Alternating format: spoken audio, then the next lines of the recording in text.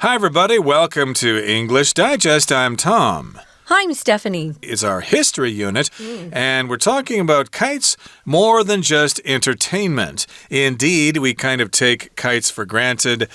We can go down to the park or something, and maybe sometimes there'll be somebody there selling kites, and kids can buy them, or their parents can buy them for them, and they can have fun flying a kite in the park.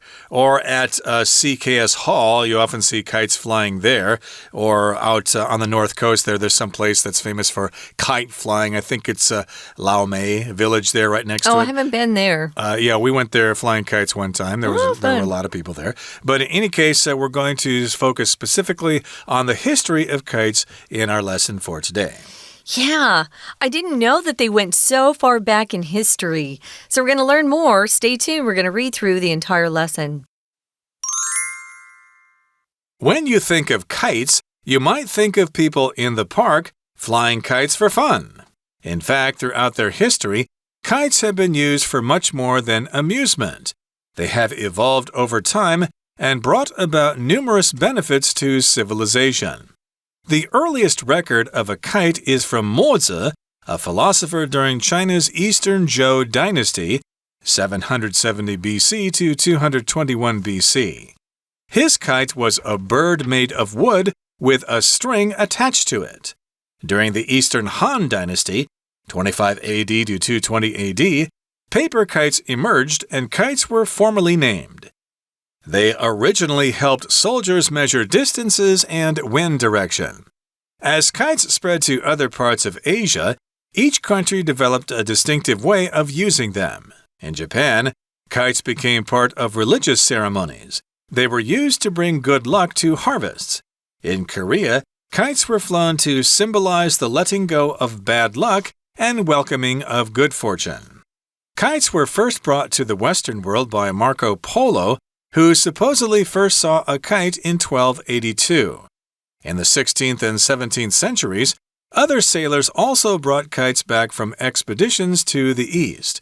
They were used in science experiments, such as Benjamin Franklin's 1752 experiment with electricity that led to the invention of the lightning rod.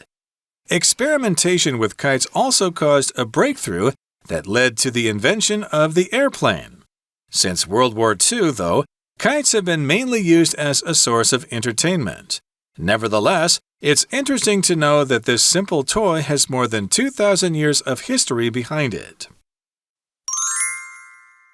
Okay, guys, kites more than just entertainment. Yeah, a big chunk of American history surrounds Benjamin Franklin, one of our founding fathers, for using a kite to experiment with electricity. I don't think he knew, or maybe he did, how dangerous it was to be experimenting with electricity. I think of all of the grass huts and the homes that must have been struck by lightning that just, were burned down. But we now have those lightning rods on our homes and our cars that kind of help us a little bit. So anyway, getting back to kites. Kites go back much further than I ever thought. I thought they were more recent, maybe like the 1500s. Of course, I'm wrong. And we're going to find out about the history today. Yep, they're more than just entertainment. Of course, you can learn about their history as well. So when you think of kites, you might think of people in the park flying kites for fun.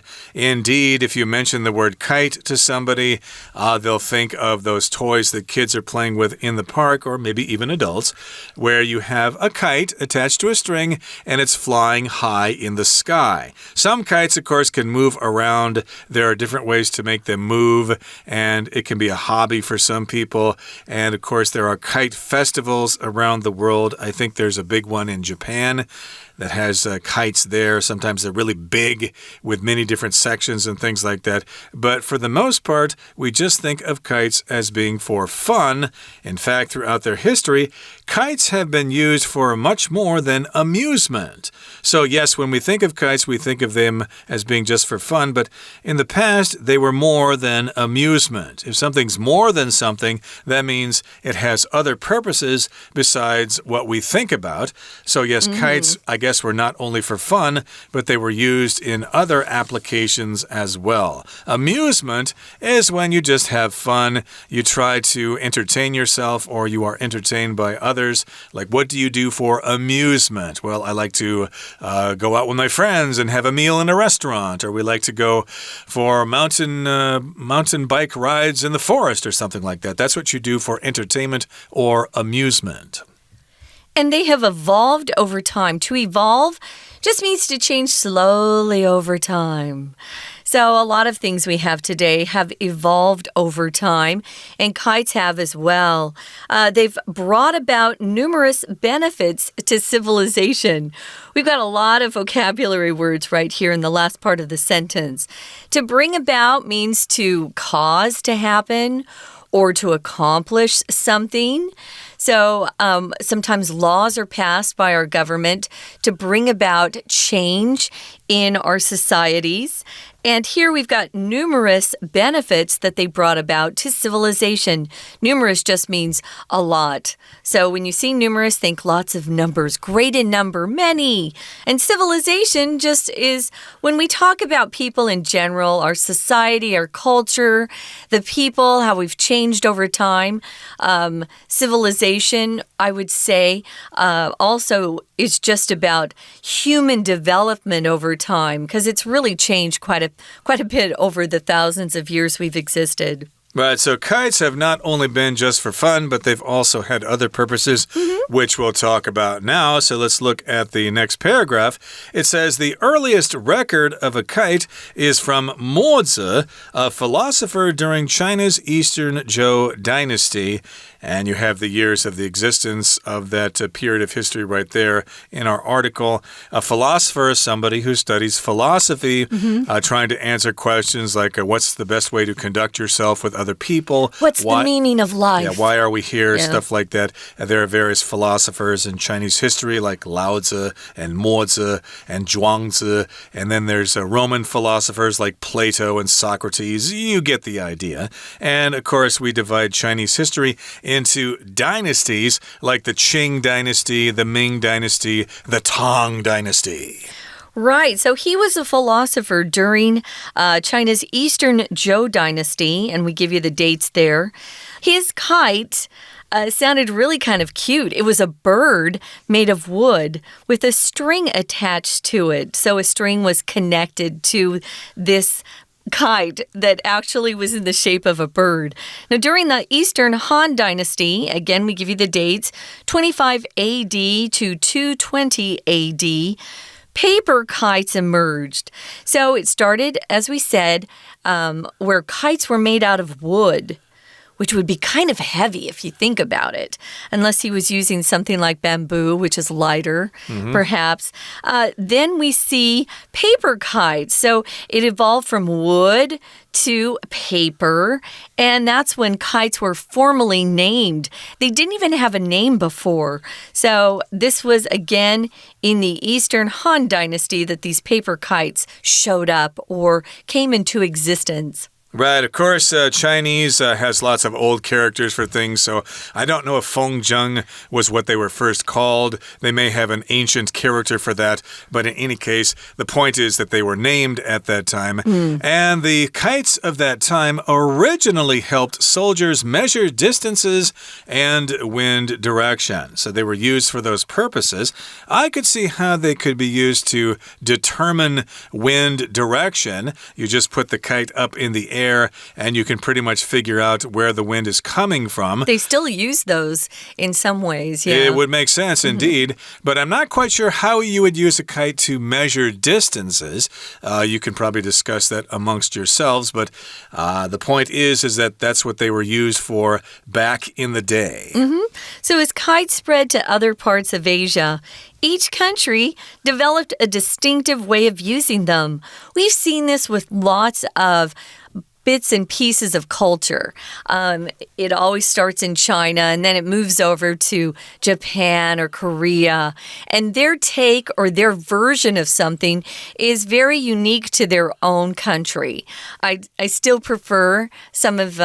just speaking of clothes for a minute, I still prefer the Chinese version of the Chinese dress and the pantsuits that we have, as opposed to what they wear in Japan, the kimono, or in Korea, where it looks like they have these big fat baby doll dresses on. But that's just my opinion.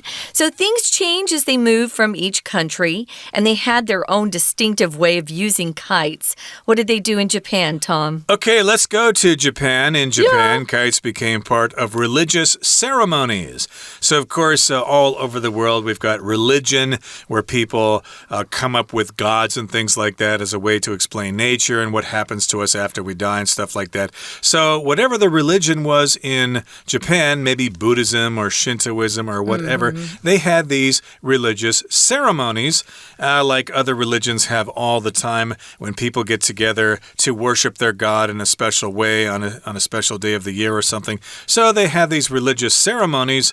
And, of course, a ceremony is a special occasion. It could be a wedding ceremony, or it could be a quinceañera for a 15-year-old girl in Latino communities, I guess more specifically Mexican.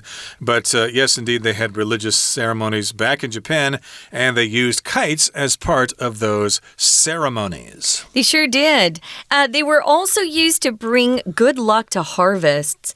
Back then, everything was about having a good harvest so people didn't starve to death. There weren't ways to store food like we have today. So, yeah, they were used to bring good luck. And in Korea, kites were flown to symbolize the letting go of bad luck and welcoming of good fortune. Oh, that's interesting. If you symbolize something, it just means you represent or stand for something. And if you let go of something, you no longer let it bother you. Let go. You let go of bad habits. You let go of rotten friends. Let go of things that are bothering you and making your life unhappy. They wanted to let go of their bad luck, so they probably put their bad luck on a kite to send it away. And they also wanted to welcome good fortune in at the same time. We're going to hear more about this, but first we're going to listen to our Chinese teacher right now. Hello everyone, 我是派老师。今天讲解的是3月27号 Unit 15 Kites More Than Just Entertainment。这个单元是综合测验的练习题，内容跟放风筝有关。很多听众可能都放过风筝，可是这小小的一样童趣的玩具背后可是有很多历史故事的哦，都在文章里。好，那我们现在一起来解题。先解第一题，看到前一句 When you think of kites, you might think of people in the park flying kites for fun. 想到风筝，可能会想到公园里的人为了好玩放风筝。接着就是题干本身了。好，空格 Throughout the history, kites have been used for much more than amusement. 意思是空格，纵观历史，风筝的用途远远不止娱乐。再看后一句，风筝随着时间的推移演变，并为文明带来无数的好处。空格的上一句提到说，一般人提到风筝，只会联想到风筝很好玩。下一句呢，就在说整个历史当中，风筝的用途不只是娱乐而已。这两句有冲突的地方，所以第一题答案选 A in fact， 表示事实上真实情况和一般想象是有差距的。那我们看其他3个选项分别什么意思。 For instance， 比方说 after all， 毕竟 in particular 是尤其是。再来第二题，前面提到最早的风筝记录来自中国东周的思想家墨子。接着请看题干，这一题4个选项都有动词 attach， 那只是它们的形态是有变化的。这一题考的是文法概念。墨子的风筝是木做的鸟，有条绳子系在上面。It 代替的就是 a bird made of wood。要判断这里的动词 attach 要用哪个形态，要先看呢绳子跟 attach 的关系。Attach 的意思是把什么系服到什么。绳子不是 attach 的主词，而是 attach 的受词，所以我们用过去分词，因此第二题选 A。 好，那紧接着第3段，请看第3题。 As kites spread to other parts of Asia, each country developed a 空格 way of using them。 第3题这个题干的意思是随着风筝传播到亚洲其他地方，每个国家都发展出一种空格使用方式。第3题考单字，我们看4个选项分别是什么意思。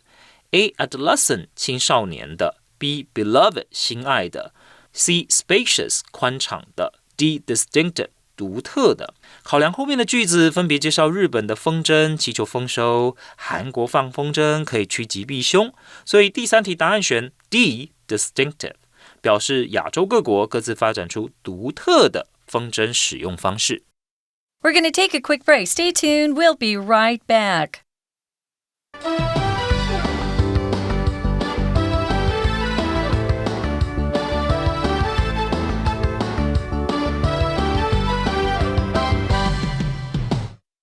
All right, let's continue to discuss the history of kites.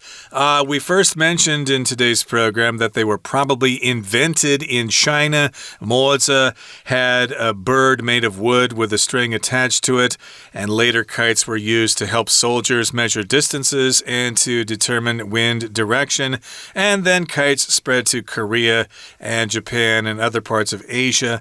In Japan, kites were part of religious ceremonies, and in Korea, they flew kites to let go of bad luck and to bring in good fortune. Now, we're going to talk about kites in the West. Kites were first brought to the Western world by Marco Polo, who supposedly first saw a kite in 1282. So we often talk about Eastern civilization, Eastern culture spreading to the West through this guy named Marco Polo.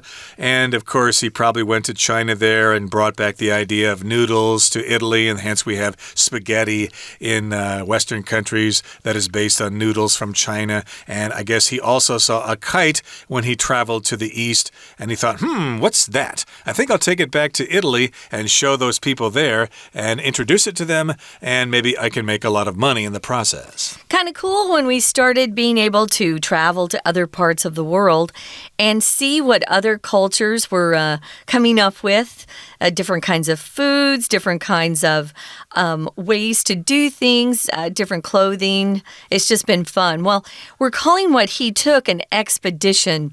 An expedition is a journey. It could be a voyage taken on the sea or across land, and it's usually undertaken by a lot of people. So this group of people has a purpose. They have a purpose in mind. Maybe they want to go explore. Maybe they wanted to go conquer another country, which means take over control through war. And we know the West had some pretty seriously awful weapons that they could use. And maybe they're just going for scientific research. Maybe they just want to go and discover what kind of animals and what kind of food is available in other parts of the world.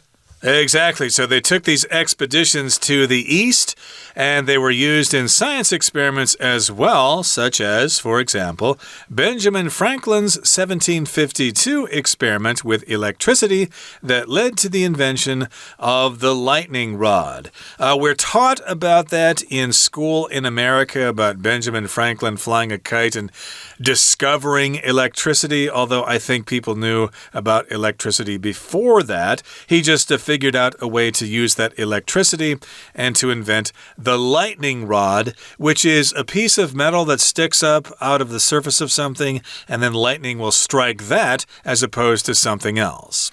Yeah, so he was out there trying to see what he could come up with. He was very inventive and very clever. He also wrote some great things if you ever get a chance to read any of his books. He just was a very insightful guy, and he came up with this invention of the lightning rod. Now, experimentation with kites also caused a breakthrough that led to the invention of the airplane. So think about that. The kite is actually connected to the airplane in terms of its evolution. So if you experiment with something, you're trying different ways to do something. If you're in science or technology, you're usually involved with experimenting with different things. And experimentation is the noun form that we use where we're talking about experimenting in general. So they were using kites, and that helps somebody for some reason, see how a kite operated in the air, and it led to them perfecting a way to get an airplane to fly in the air, which was kind of, well, let's face it, that was a huge breakthrough for us in terms of transportation. Right, so they could see that a kite could fly in the sky, but they wanted to figure out a way to get people into the sky. And so they experimented with kites, and maybe they saw that, if the air moves across the surface of a kite like this way, and then it moves across the back of the kite, then it gives it lift or something, and then we can apply that concept to the wings of an airplane, where it's flat on the bottom and round on top, and that thus creates lift for the wing, and then planes can go up in the air. So kites and airplanes are related in a certain way. So again, we've got the science experiments of Ben Franklin, and then we've got a breakthrough in airplanes based on kites. So now we'll bring it up to modern times. And since World War II, though, kites have been mainly used as a source of entertainment. So I can't really imagine other uses for kites other than entertainment nowadays. I remember in the past here in Taiwan, I really wanted to have an aerial photograph of the house in which I live. And the only way I thought I could do that was by attaching a camera to a kite and flying it above the house, and then the camera would have a remote control or something like that, and I could take pictures that way. I never actually did that. Was this before drones were invented? Yes, indeed. Nowadays, of course, it's really easy with drones, but this, of course, was before the era of drones, and maybe it was a good idea, maybe it wasn't. But it's pretty hard, though, because the camera's heavy, right? Right, so you would have had to use a point-and-shoot camera or something like that came with a remote control. But then I realized that, well, remote controls for those cameras only have a limited range of a couple of feet or something. So if the kite is high up in the sky, it probably won't be able to send a signal to the camera to take the picture. And then, of course, you can't control the angle and things like that. You might just get a picture of a cloud or something. But, of course, nowadays it's really easy to do such photographs with drones. Yeah, so much has changed. As you were talking, I also thought about Google, just going to Google Earth and trying to get, a shot of your house nowadays. So, yeah, things have changed, but kites, as we said, are mainly used as a source for entertainment. When I was last traveling in Asia, I ran into a vendor in a country and bought a lot of cute-looking kites that all look like animals for my nieces and nephews and sent them home. Kites differ here in Asia than, say, the kites that you buy in America, just because our culture's different. And I think the little kids especially enjoy seeing what's out there in the world. So they were kind of excited to get those.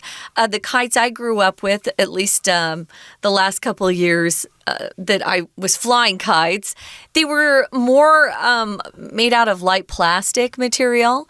But the kites that I sent home to my nieces and nephews were a very fine paper, like bamboo sheets or something. It was really kind of interesting. But you had to be careful with them, but they were so adorable. So yeah, nowadays they're just used as a source of entertainment. I often will walk through Sun Yat-sen Memorial Hall area on my way to and from work. There's some recording work that we do over there, Tom and I do. And yeah, they're usually always dads and kids out there trying to fly their kites on windy days. It's kind of fun. And some of them are quite good. So it says here in the last line, nevertheless, it says, even though we're using them as a source of entertainment, it's interesting to know that this simple toy has more than 2,000 years of history behind it.